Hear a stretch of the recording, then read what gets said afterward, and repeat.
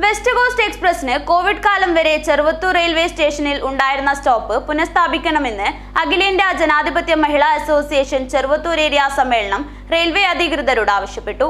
Association അഖിലേന്ത്യാ assistant secretary N Sukanya ഉദ്ഘാടനം ചെയ്തു.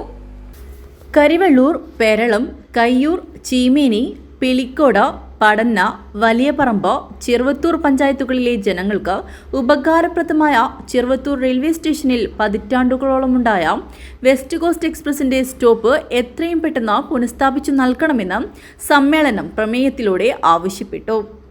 ചെറുവത്തൂർ പൂമാല ഓഡിറ്റോറിയത്തിൽ നടന്ന സമ്മേളനം ജനാധിപത്യ മഹിളാ അസോസിയേഷൻ അഖിലേന്ത്യാ അസിസ്റ്റന്റ് സെക്രട്ടറി എൻ സുകന്യ ഉദ്ഘാടനം ചെയ്തു.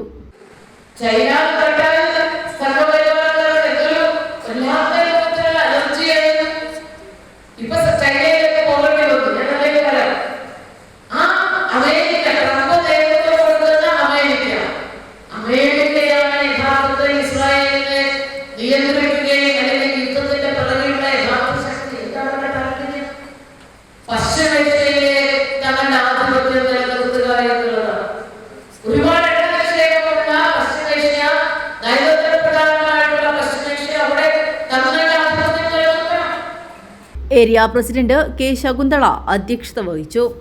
ജില്ലാ president P C Subaida, secretary M Sumathi, സംഘാടക സമിതി chairman T Narayanan, M P V Janaki, M Shantha, E Chandramathi, T K Subaida, M V Suma, K P Rajani, K V Shobhana എന്നിവർ സംസാരിച്ചു.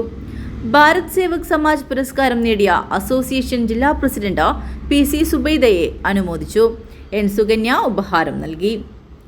News bureau, Trikaripur.